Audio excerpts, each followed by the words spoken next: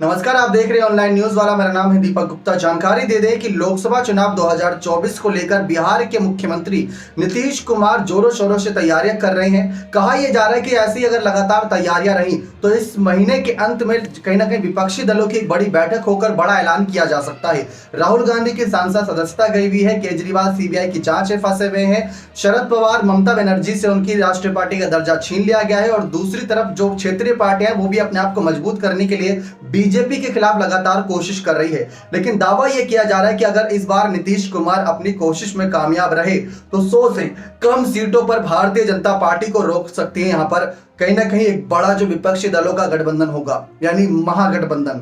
आपको बताएं कि कहीं ना कहीं लगातार ये कयास भी लगाए जा रहे हैं कि नीतीश कुमार का साथ देने के लिए सभी विपक्षी पार्टियां हामी भरती नजर आ रही हैं। जहां कांग्रेस से पहले केजरीवाल दूर भाग रहे थे, अब एक छत के नीचे मुलाकात होती है, बातचीत होती है।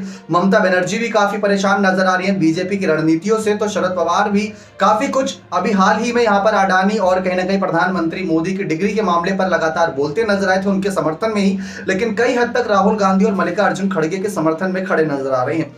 जो रणनीति बनाई जा रही है, इससे पहले भी हमने अपनी कुछ खास रिपोर्ट के माध्यम से बताया था कि रणनीति इस तरीके से बनाई जा रही है कि कहीं ना कहीं जो कांग्रेस पार्टी से विचारधारा मेल नहीं खा रही जिन पार्टियों की, वही नीतीश कुमार को जिम्मा सौंपा गया है कि वो इन सबको अपने एक साथ लेकर आए ताकि कांग्रेस और उन सबको गठबंधन के तौर पर आगे करे। तो नीतीश कुमार को इस जिम्मेदारी सौंपी गई। क्या इससे पहले कभी ऐसा हुआ है कि 10 से ज्यादा पार्टियां मिलकर गठबंधन करती नजर आई और वो गठबंधन कामयाब हुआ हो? क्योंकि देखा जाए भारत देश है, यहाँ पर कई सारी पार्टियां हैं और कई सारी पार्टियों का अलग अलग एजेंडा है, सबकी अलग विचारधारा है, लेकिन सबकी रणनीति यही है कि किसी भी तरीके सत्ता में आना है, सत्ता की मलाई खानी है। लेकिन बीजेपी वो मौका किसी को नहीं दे रही पिछले कुछ चुनावों से। तो लगातार वही माहौल बना हुआ है कि भारतीय जनता पार्टी जिस तरीके से कहीं ना कहीं लगातार सक्रिय बनी हुई है, लगातार भ्रष्टाचार पर नकेल कसती नजर आ रही है, उसमें विपक्षी दल फंसते नजर आ रहे हैं। तो उन सबको कहीं ना कहीं लगातार कोशिश ये रहेगी नीतीश कुमार की इसी को रोकने के लिए आगे आए और विपक्षी दलों को एक साथ करके लोकसभा चुनाव 2024 लड़ते नजर आए। आपके लिए हम एक खास रिपोर्ट लेकर आए जिसके माध्यम से आपको पता चलेगा कि आखिर नीतीश कुमार क्यों सबसे बेहतरीन है और साथ ही साथ ऐसा क्या पहले कभी हुआ है कि सभी दल एक साथ आए हुए एक छत के नीचे और कामयाब हुए हो। जो कहा जाता है वोट परसेंटेज को लेकर, वोट परसेंटेज ये बहुत मायने रखता है। क्योंकि अगर मान लीजिए उत्तर प्रदेश का विधानसभा चुनाव होता और बीजेपी को अगर 50 से प्लस करीब 52-53% वोट परसेंटेज मिलता है और बाकी यहाँ पर समाजवादी पार्टी और बसपा को मिलता है, तो उनका वोट बैंक भी तो एक तरीके से मजबूत हुआ, बहुमत वाला नहीं हुआ लेकिन मजबूत हुआ। तो वैसे ही सभी क्षेत्रीय पार्टियों का अगर वोट बैंक मिला दिया जाए तो वो वोट बैंक बीजेपी को चुनौती दे सकता है। 400 कुछ ऐसी सीटें होने वाले हैं जहां पर बीजेपी वर्सेस ऑल का सीधा सीधा मुकाबला होगा। तो यहां पर कैसे कमाल करेंगे नीतीश कुमार, देखिए आप हमारी इस खास रिपोर्ट के माध्यम से। फरवरी 2023 में नीतीश कुमार ने एक सभा को संबोधित करते हुए कहा था कि अगर कांग्रेस विपक्षी एकता की पहल कर दे तो बीजेपी लोकसभा चुनाव 2024 में 100 सीटों पर सिमट जाएगी। 25 साल से गठबंधन के सहारे केंद्र और बिहार की सत्ता में रहे नीतीश के इस दावे पर सवाल भी उठ रहे हैं, लेकिन नीतीश और उनके नेता बार बार इस दावे को दोहरा रहे हैं और सच करने के लिए जी जान लगा रहे हैं। आपको बताएं कि कैसे इस दावे को सच किया जा सकता है। नीतीश कुमार की पहली कोशिश ये रहने वाली है लोकसभा चुनाव को लेकर कि उन नेताओं को साथ लाने की जो या तो कभी इस कांग्रेस में रह चुके हैं या तो यूपीए गठबंधन में ममता बनर्जी, केसीआर और जगनमोहन रेड्डी इस कांग्रेस से निकल कर खुद की पार्टी बना चुके हैं। यानी इन नेताओं का बैकग्राउंड कांग्रेस ही रहा है। तो ऐसे में कांग्रेस जो बड़ी पार्टी रही थी लेकिन टूट कर यहाँ पर छोटी और बड़ी पार्टियां बनती जा रही हैं, तो उनको साथ लाने की कोशिश है। वर्तमान में ममता बनर्जी पश्चिम बंगाल, केसीआर तेलंगाना और जगनमोहन रेड्डी आंध्र प्रदेश के मुख्यमंत्री हैं। तीनों कांग्रेस में आने को तैयार नहीं है। नीतीश इन नेताओं को साध कर एक मंच पर लाने की तैयारी में है। इसके अलावा कर्नाटक के HD कुमार स्वामी, महाराष्ट्र के शरद पवार और उद्धव ठाकरे, ओडिशा के नवीन पटनायक, हरियाणा के ओम प्रकाश चौटाला, राष्ट्रीय पार्टी CPM और आप को भी गठबंधन में शामिल करने की रणनीति है। कुमार स्वामी, नवीन पटनायक, अरविंद केजरीवाल और ओम प्रकाश चौटाला से नीतीश कुमार का व्यक्तिगत संबंध है। नीतीश लिस्ट के 11 में से अधिकांश नेताओं से मुलाकात कर चुके हैं। इन 11 नेताओं का 12 राज्यों के करीब 270 सीटों पर मजबूत पकड़ है। इनमें महाराष्ट्र के 48, पश्चिम बंगाल की 42, आंध्र प्रदेश की 25, ओडिशा के 21, केरल की 20, तेलंगाना की 17 और पंजाब की 14 सीटें शामिल हैं। महाराष्ट्र, कर्नाटक और बंगाल को छोड़कर बाकी राज्यों में बीजेपी ज्यादा मजबूत स्थिति में नहीं है।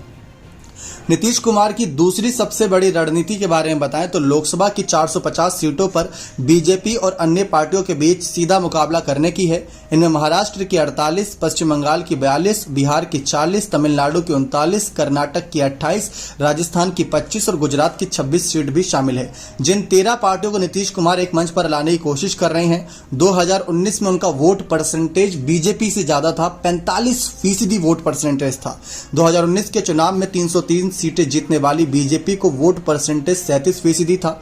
नीतीश कुमार का मानना है कि अगर 400 सीटों पर बीजेपी वर्सेस ऑल होता है तो वोट नहीं बटेगा और इसका नुकसान बीजेपी को हो सकता है।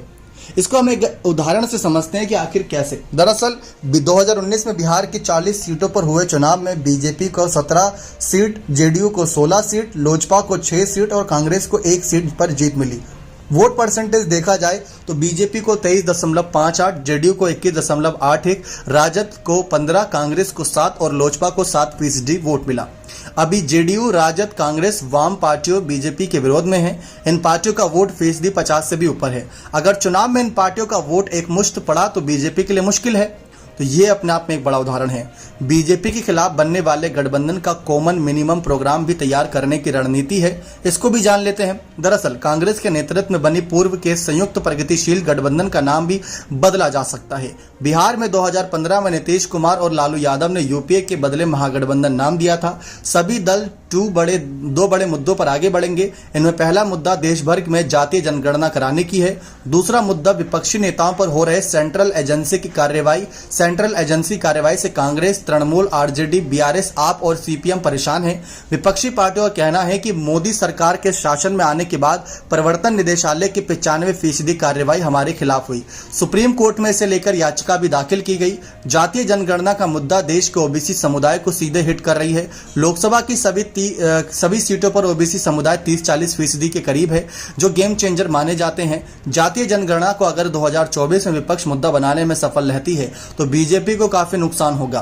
तो ये बात कही जा रही है। अब नीतीश कुमार क्यों इतने सबसे प्रसिद्ध हैं कि उनको पीएम फेस बनाया जाए? पहला, ये वो गठबंधन का तिगड़म जानते हैं। 25 सालों में 9 दलों के साथ गठबंधन कर चुके हैं। दूसरा, ये बेदाग चेहरा है, करप्शन का कोई आरोप नहीं। जैसे तमाम बड़े नेता फंस चुके हैं, वैसा नीतीश के साथ ऐसा कुछ नहीं है। सेकुलर छवि है, अधिकांश नेताओं से अच्छे रिश्ते हैं, जिनमें नवीन पटनायक, ममता बनर्जी, ओम प्रकाश चौटाला, सुखबीर सिंह बादल, सीताराम येचुरी समेत कई विपक्षी नेता आते हैं। शरद पवार यहां पर जिस तरीके से दूरी बनाते नजर आए, तो वहीं नीतीश इसका फायदा उठाएंगे। अब एक बात जान लेते हैं कि क्या यहां पर इससे पहले ऐसा कमाल हुआ है। तो 1998 में कांग्रेस के खिलाफ बीजेपी के नेतृत्व में राष्ट्रीय जनतांत्रिक गठबंधन यानी एनडीए का ऐलान किया गया। एनडीए में राजनीतिक दलों को जोड़ने की जिम्मेदारी नीतीश कुमार के राजनीतिक गुरु जॉर्ज फर्नांडिस को दी गई।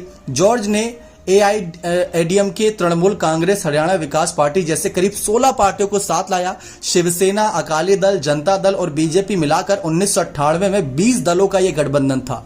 गठबंधन को लोकसभा चुनाव में बहुमत मिला, जिसके बाद अटल बिहारी वाजपेयी प्रधानमंत्री बने। लेकिन 13 महीने बाद एआईएडीएमके को समर्थन वापस लेने के बाद सरकार गिर गई। 1999 में चुनाव का बिगुल फिर बजा। जॉर्ज ने इस बार 24 पार्टियों का साथ जोड़ लिया। भारत में यह सबसे अधिक पार्टियों का गठबंधन था। लोकसभा चुनाव में 5 पार्टियों ने डबल अंक में और एक पार्टी ने ट्रिपल अंक में सीटें जीती।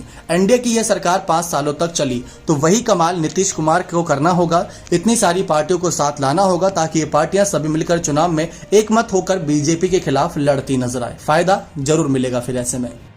देखा आप सभी ने किस तरीके से नीतीश कुमार के चेहरे को लेकर, बीजेपी वर्सेस ऑल की रणनीति को लेकर नीतीश कुमार कामयाब हो सकते हैं। ना सिर्फ नीतीश कुमार बल्कि मल्लिकार्जुन खड़गे, मायावती, राहुल गांधी, केजरीवाल सभी कामयाब हो सकते हैं। बस शर्त एक है कि इन सबको एकजुट होना होगा, एकजुटता का संदेश देना होगा, तभी ये रणनीति कामयाब होती नजर आएगी। वरना इस रणनीति पर पूरी तरीके से रोक तभी लग जाएगी अगर किसी ने भी अलग होने का फैसला कर लिया तो। क्योंकि बूंद बूंद से घड़ा भरता है, वही लोकसभा चुनाव में रहने वाला है कि कांग्रेस ज्यादा से ज्यादा 100 या 150 सीटें अगर निकाल लेती है, जो कि उनकी कोशिश रहेगी पिछली बार के चुनाव के मुकाबले में ज्यादा सीटें निकालने की। राहुल गांधी की भारत जोड़ो यात्रा राज्य में जिस तरीके से हिमाचल चुनाव के नतीजे बताते नजर आए और तमाम क्षेत्रीय पार्टियों को चुनावी नतीजे बताते हैं, उन सबको लेकर लगातार सवालात बने हैं कि कांग्रेस पार्टी तो अकेले शायद ही बीजेपी को चुनौती दे पाए, चुनौती देगी लेकिन हरा पाए, लोकसभा चुनाव में सत्ता में आ पाए। तो उसके लिए नीतीश कुमार की रणनीति बनती नजर आ रही है। तो तो वोट परसेंटेज एक ऐसा मार्जिन रहने वाला है जो बीजेपी के लिए बड़ी चुनौती खड़ी करेगा,